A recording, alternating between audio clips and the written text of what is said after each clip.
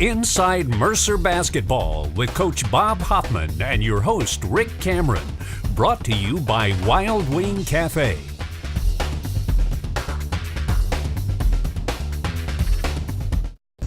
Well, good evening, everyone. Welcome to Wild Wing Cafe in Macon, Georgia. We're here with Inside Mercer Basketball, talking with Mercer head coach Bob Hoffman. Coach, I know you're very much wanting this program to be team-oriented. We're going to keep it that way. But opening up tonight, we just got to mention this past weekend, for you personally, win number 400, as a men's head coach. You had to be pleased the effort that your team put forth to get you that milestone. Well, I mean, anytime you just got to be old for that to happen, have a lot of gray hair, and coached a lot of games. I've been blessed to be in several institutions that chose to give me an opportunity to be a coach, and I've had a lot of great assistants and tremendous players and all kinds of help, including my wife and family, to accomplish that kind of goal. And it was a special moment. After the game, the guys had a lot of fun with it, but 400 games, it seems like it just started not too long ago, but that's on the men's side, and I've coached junior high football, high school girls softball, high school girls baseball, college women's basketball, pro basketball. So there's a lot of games. I don't know how many there would be, but you can tell by how old I am by my gray hairs and what I've experienced. But it's been a blessing, and I believe we got a lot of good days ahead still with this team and what we're going to be able to accomplish. All right, Coach, before we leave that 400th victory, two other quick questions. Number one, someone asked you earlier in the week, did a win or two wins during the course of the past few years stand out among those? And then on top of that, Coach, a new coach who is entering the coaching profession, who has 399 to go, what advice would you give a new coach coming into the profession? Well, some of those wins that were stand out in my mind, one I didn't talk about the last time that was asked, when I was coaching high school at Piedmont High School in Oklahoma. We played a rival that they'd beaten us a lot. We ended up beating them to go to the state tournament. We hadn't been in 40 years. Everybody told me we had to play slow down, and we were able to play fast. We won 89-81, beat Millwood High School to go to the state tournament, and that was first of 3 years in a row that we went to the state tournament. We ended up losing the state semifinals that year with 5 guys under 6 foot, and that was an amazing one. Then we won the national championship with the women's team at Southern Nazarene University, and they'd never had a winning program up until that point. And in the second year we were there, we went 36-2 and won a national championship. And then 2 times at OBU we played for a national championship, weren't able to get it done, but it was an amazing ride. And then last year, culminating with beating Utah State on the road, winning that national tournament game. That was a fantastic finish to a tremendous season. And Coach, what advice would you give to a new coach coming in? Well, the advice I'd give is make sure you have a lot of good assistants and make sure you have good players, and you better get a wife that enjoys basketball, because you're going to watch a lot of film, and a lot of your dates are going to be out watching players play. That's what we did. Kelly and I went game after game, and we'd go eat somewhere good, and then we'd go watch a game. And that was probably the most important thing, is having people around you that are very good and talented, and make sure that your faith is in the right person. All right, Coach, a lot of good things going on for both men's and women's basketball these days. Your 400th win, but among the things that happened with the ASUN the way it is, we'll talk later in the program about the current status of being tied for first place. But if you would, wrap up the swing, our first trip to Northern Kentucky, talk about going into Cincinnati and then coming back by way of Nashville and playing Lipscomb. Well, they have a fantastic venue. It's an NBA venue. They used to play D-League in there. I mean, it's got suites. It seats 10,000 people. Great environment. They had a lot of students there. It was dollar beer night. When we played dollar hot dog, I thought they just came to watch us, but I don't know if they knew for sure what was happening in the stands, but they were loud and proud for sure. And then, it's twice we've been the dollar hot dog. Yeah, I know. They like that. But we were able to make some plays, but Northern Kentucky was too much for us that night. They have 2 tremendous wings, one that could end up making a roster in the NBA at some point, and then another one for sure will play overseas.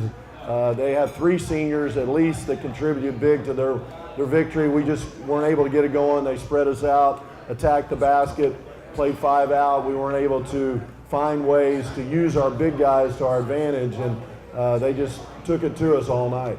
And then, Coach, we made it through by way of the weather, managed to avoid any dangerous thing there, but then bounced back at Lipscomb a couple of days later. Yeah, 7 hours on the bus, finding different ways to make it from Cincinnati to Nashville under an ice storm, and we were able to get that done. It wasn't easy, but GPS is a great tool if you have multiple ones on the bus, and we were able to find ways to get around all the interstate was blocked in 3 places. We were able to get that, and we got to Nashville, had a great practice. Our guys stepped up, made play after play on the road. We got some separation early in the second half that we're able to hold on down to the end because Lipscomb came after us very hard and hit some miraculous shots at the end of the game. Now, Coach, as a result of the weekend play, we have 5 teams tied for first place. I don't know that any of us have ever seen a conference where everyone has played each other at least once and half the conference is tied for first place. I've never seen that. I've played a lot of games that we talked about. Never seen that. It is going to be a fantastic finish. Everybody's got to play everybody one more time. 9 games left in the league. Anybody's game. The great thing for us is we feel like everything's in front of us. Our destiny's in front of us. We don't have to worry about anybody else. We got to step up and find a way to win 9 games in a row. Maybe 8 could get it done, but it starts with a very tough team coming in here at Kennesaw State on Friday night. Okay, we'll talk more about Kennesaw State and our future games coming up in the next segment, but first we're going to be coming back after this timeout and talk with assistant coach Jake Nelp. We'll be back in 1 minute with more on Inside Mercer Basketball.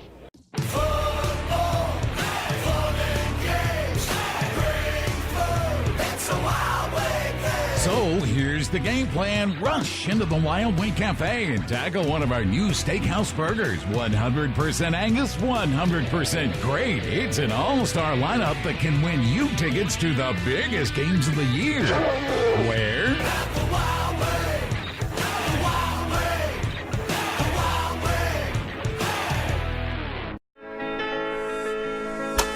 For over 20 years, Mercer has relied on Forsyth Street Orthopedics. Their team of doctors help keep our players on the court. As a graduate of Mercer and a partner of Forsyth Street Orthopedics, we are proud to sponsor and take care of Mercer athletes. We work with Mercer Sports Medicine to return our injured athletes to competition as soon as their injuries allow and hopefully protect them from further injury. Forsyth Street Orthopedics, getting better together. Go Bears! Well, we're back at the Wild Wing Cafe in Macon, Georgia. We're joined now by assistant coach Jake Nelp. Coach, I'm going to save my favorite question that I want to ask you in a moment. First, though, tell folks about yourself. I know you've been here a couple of years now, and probably used to the southern fried chicken and the good living in the South, but tell us about your background, Coach. Yeah, this is my 3rd year here working for Coach Hoffman at Mercer. I don't know that I've gotten used to too much in the South. I pretty much eat chicken tenders wherever I go. But I'm glad to be here. We love Macon and family. Started my family here, so it's been a great place for us. All right, Coach, the question that I think is most interesting with you, an assistant coach, with your wife, Angie, an assistant head coach, so much travel, so much preparation for games. Let's kind of a couple different ways to approach that question. Number one, how is it with both of you so busy this time of year, traveling with 2 lovely children, but also how comfortable it is to sit down at the dinner table and with your spouse, and she can talk as much or more basketball than you can, her being a former college basketball player. Oh, she definitely knows more than I do. She's a much better player. I just really like the game. She's actually good at it. But it's crazy right now. You know, it's a tough time of year, but we've got really great help and great support from our family. I actually have my mother-in-law staying with us, which is an adventure, but she's awesome and a great help with the boys. Yeah, she's the best. Be careful calling mother-in-laws adventures. We all have learned that. All right, Coach, tell us of the years you've been in coaching thus far. What do you enjoy most about all the many hours it takes to be successful in the coaching profession? I think all of us get into it to try to help guys get better at basketball and develop them as young men. I think that's the first thing. I really enjoy just the camaraderie of being on the team and working with the staff and the coaches that I've worked with. But basketball-wise, I enjoy trying to figure out how to beat people and going through the strategy and scouting teams and watching film and trying to act like we're smart, see if the players can do it. Coach, in your 3rd year now with Coach Hoffman and this staff, have you developed a Coach Hoffman story yet, or is that still something in progress? I don't know if I can narrow it down. I think it's just one huge story. All right, Coach, I know that there's several things that you, Coach Nelp, and Coach Wright do, and I know scouting is something that you guys do as well as anyone in breaking down the other team. Tell us your personal philosophy about how to be successful in helping this team get ready for an upcoming opponent. Well, my goal when I go into is obviously we want to know what the other team is doing and get an idea of what they might be game planning for us. I think, to give Coach an idea, I might watch, a handful more games than he would have time to see because he's got to deal with every game. I think in the end, you just want to have the players make sure they've got the confidence to understand that we know what we're talking about, we've got a good plan, they feel comfortable with what's going to come at them, so when the bullets are flying, they're just reacting with what we've worked on all year long in our principles.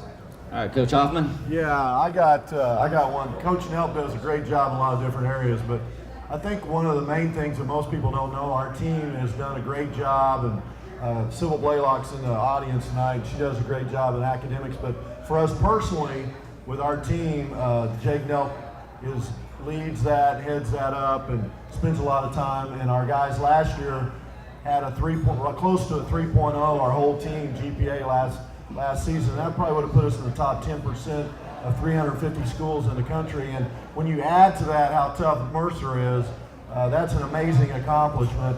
And Coach Nelp, just talk a little bit about what goes into that and how much time you spend at that during the course of a day and a week, and our guys spend at what they're doing to be able to accomplish that when we're traveling and doing all the things we have to do to try to win games. It comes and goes in waves with the time spent. I mean, when we get into the semesters and trying to get class schedules set, that's kind of the biggest deal. Obviously making sure we're eligible to play, but making sure guys are on track to graduate, which is what they're here for. That's what I work with Sybil a lot on, making sure that we're getting guys headed on the right track. Beyond that, on a day-to-day basis, it's just staying in communication with the guys. We've got study hall set up, we've got great support system for them, and I kind of just am a liaison between those two. Oh, yeah, I got one more.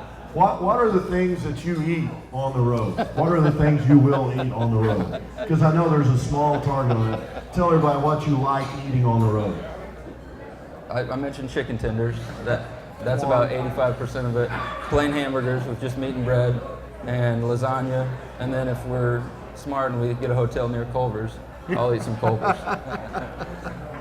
All right, I don't know that we'll allow Coach Hoffman to ask you more questions. He's getting too personal now. Coach Nelp, we're coming down the stretch now, a month to go. I know you as a coaching staff have got to be thrilled with the position we're in and the opportunity. What does this season mean to you and the opportunities that are out there, the remainder of the regular season and conference tournament now 35 days away? I don't know. I think every year's different and presents new obstacles and stuff like that. Coach, I think, said it great earlier on in the show. Everything's right in front of us. We just got to go out and take care of our business. I think that's a great spot to be in, and it's a good place for our guys mentally to approach it and where we're at. I think it's just an exciting time. We can continue to build on what we've done in the past and just keep moving forward.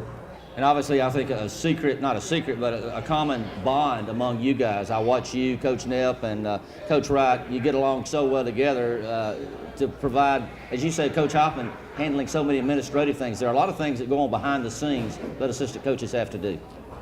Yeah, I mean, the academic stuff, we've each kind of got one major facet that we handle and to try to take some stuff off of his plate. And of course, he oversees all that. I think we all work pretty well together to get it all taken care of. And you and the other Coach Nelp can be exchanging plays to help the men and women out the rest of the year, right? Definitely. You know, the thing that I would like to just finalize, I mean, he came 3 years ago. Jake's been a great asset to us in everything he does. He knows the game at a high level, but I think how he's fit in and how all our guys work together, whether they're graduate assistants or players, assistants, it's a high-level organization we have, and we're blessed to have Coach Nelp and Angie and his kids be a part of that, and they've chosen to be here, and we're blessed for what they've given to us in the last 2 years. It's made us get to where we are right now, and hopefully will help us continue and finish with the NCAA tournament bid this spring. Very good. Coach Nelp, thanks for visiting with us this week. Okay, we're going to go to campus now and talk with one of our post players, Monty Brown, when we return with more Inside Mercer Basketball. As a business owner, you need to choose the financial direction that's best for you to find a clear path to growth and success. At BB&T, we support businesses of all sizes with personal service and advice, sharing the sound financial knowledge we've gained over more than 140 years so you can move ahead with confidence.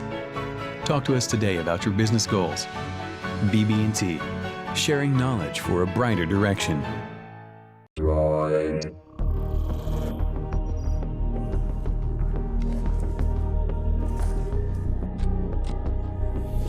DNA augmentation initiated. Neural speeds increasing to 4G LTE. Brain upgrading to a quad-core processor. Precognitive intelligence with Google Now complete. Introducing Droid DNA by HTC. It's not an upgrade to your phone, it's an upgrade to yourself. Well, we're back at Hawkins Arena here at the University Center where it all happens, right here in the paint. And we're talking now with one of our post players, 6'11" center, Monty Brown from Liberty Mounds, Oklahoma.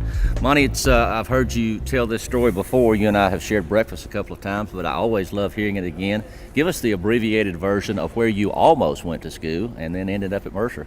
I almost ended up at Harvard University. I was committed there midway through my senior year at prep school at Hotchkiss Preparatory in Connecticut, and then the very end of May, decommitted, and Coach Hoffman offered me right towards the end of May and came here.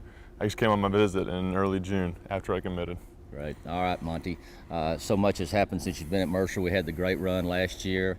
Of your memories thus far, what's been the most pleasing part or satisfying for you playing basketball at Mercer, here at Mercer? I don't think there's one defining moment. I think that being a part of such a close-knit team has been the most defining moment. I think that being so close to a great group of men, that love each other, that trust each other, that believe in each other, and that play their hearts out for each other is more important than one defining moment or one win or one tournament that we played in. So I think just being a part of this team, being a part of these guys with the coaches and everything we've tried to form together here at Mercer has been one big defining moment for me. It's definitely going to be a big influence on my life in the coming years. Now, Monty, you mentioned where you nearly went to school. Obviously, you've always had your concentration on academics. Mercer is very much an academic institution. Tell us about, I know I've seen you on the road, committed to having books and studying and getting ready for exams or classes when you return. Tell us what it means to you personally, not only the experience of playing basketball, but from the academic side, the education you're receiving here at Mercer. It helps with your responsibility, when you have to do two things at one time. There's, you have to switch your mind from basketball to academics, nonstop throughout the day, whether it be, academics in the morning, then practice, then academics, then practice, then lifting. I think it's good training for, when you're in a job aspect and you have a family. You have to switch from family to job off and on, and there's a lot to do, and you have to get it done. There's no excuses to not get it done. So it teaches a good responsibility about having to get things done, being able to have time management, work with your teachers, work with your coaches, make sure it gets all done in the time. All right, here we are in the post where you make your living, so to speak. In the time you've been here, you've played a lot of different teams, a lot of different offensive sets thrown at you.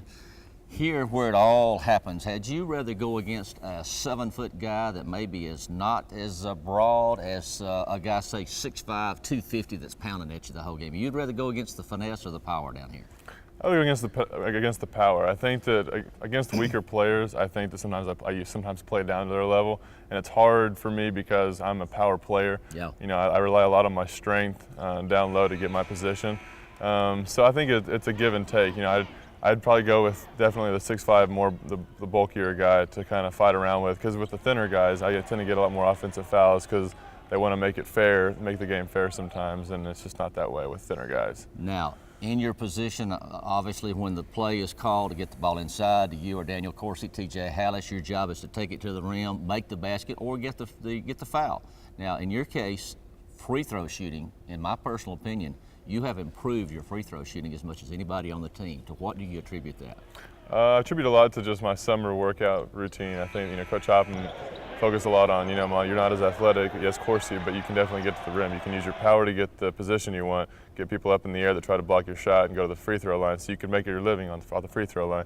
And so this summer I made it a point, shoot between 500 and 1,000 shots every week. I think that definitely has helped me this fall and thus far into the season. All right, Monty, even though it's your junior year, the last time that we know the conference tournament will be held here. What does that mean to you as we look ahead to March? That is another opportunity to go out and win it. It's been disappointing the last couple of years coming up short in our own gym. It's been disappointing to see other teams cut down our nets, and we definitely don't want to let that happen again this year. All right, Monty, thanks for visiting with us today. It's been a pleasure. We look forward to great things from you the remainder of the year. Monty Brown from Liberty Mounds, Oklahoma. We'll be right back and head to Wild Wing Cafe and more inside Mercer Basketball.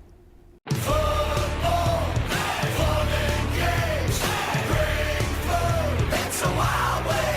So here's the game plan. Rush into the Wild Wing Cafe and tackle one of our new steakhouse burgers. 100% Angus, 100% great. It's an all-star lineup that can win you tickets to the biggest games of the year. Where?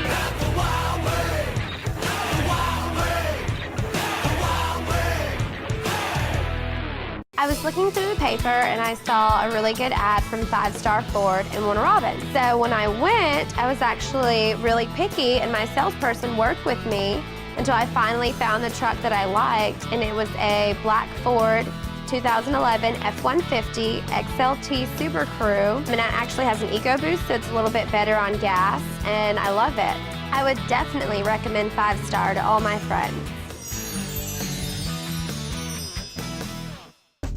Back at Wild Wing Cafe, talking Mercer Hoops with Mercer head coach Bob Hoffman. Coach, we're about to start the second go-round, seeing opponents within the conference for the second time.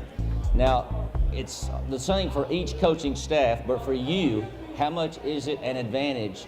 You watch a lot of film on an opponent, but now seeing a team in person live, how much or what does that change, if anything, about your preparing for the next few games coming up? Well, this goes to where we play all those teams, so we're not going to talk about that. Not specifically, but in general. No, I was just teasing. I mean, I think the most important thing is when you get into the second round of conference play for us is we want to know exactly what people are getting into. And when we've played them one time, we may get more calls, we may have more ideas, specifics of what their team's doing this year as opposed to what they've done for several years.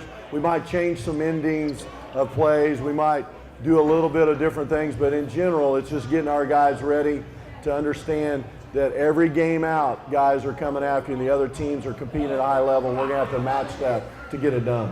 Now, another thing, Coach, after we've played everyone one time, everyone has good players, but most everyone has go-to players. And we know the Markeith Cummings and Delbert Love, Torrey Craigs.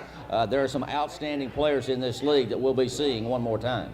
No doubt about it, and those guys continue to up their game, and we've got to find a way to do that.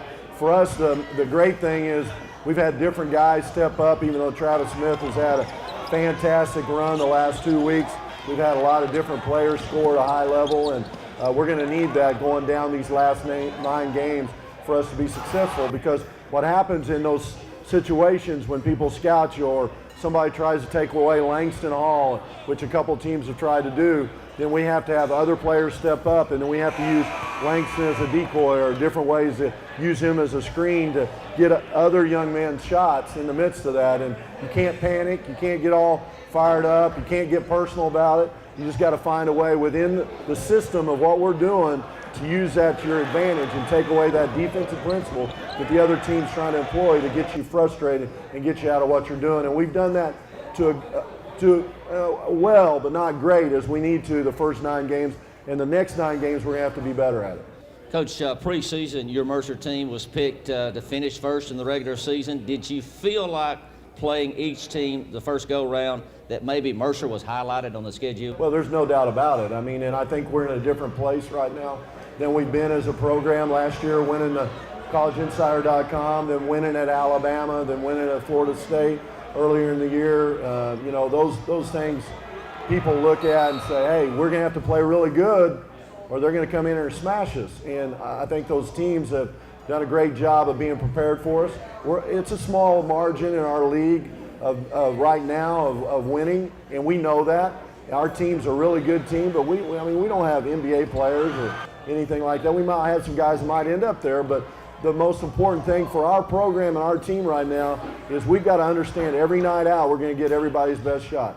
At the end of the day, when we get to the tournament, we think if we are able to withstand that the next 9 games, that's going to give us a chance to be even better when we get to tournament play, because nobody can bring any more than they've already brought, and we will withstood that for 18 games. You can get your mind around that and understand as a team and a program, you got a chance to win 3 in a row in March to go to the NCAA tournament.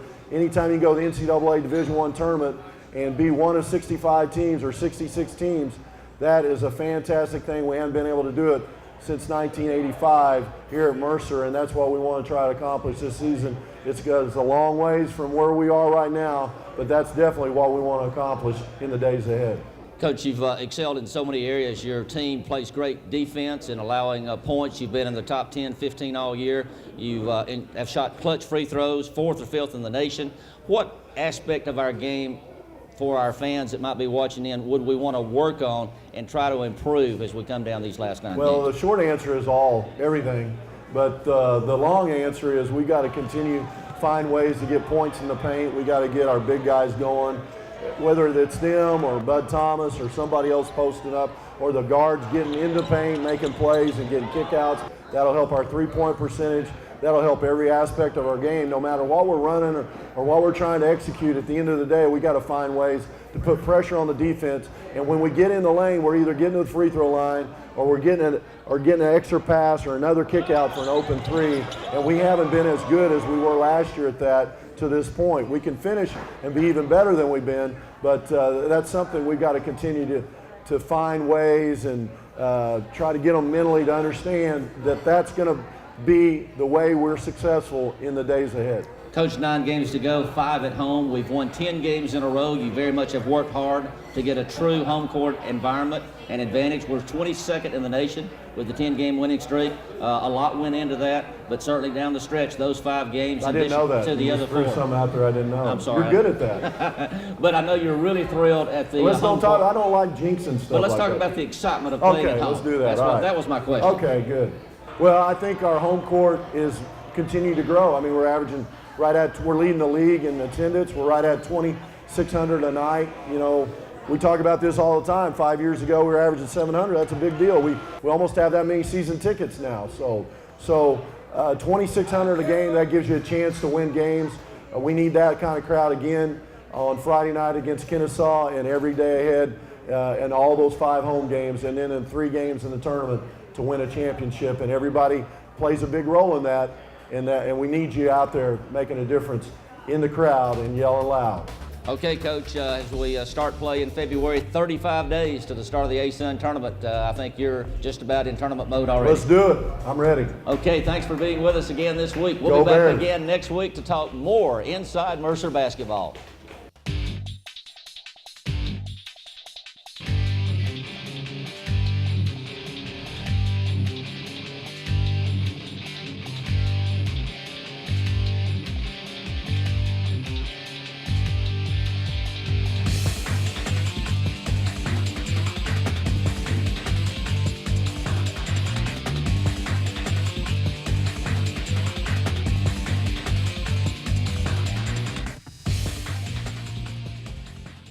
Oh!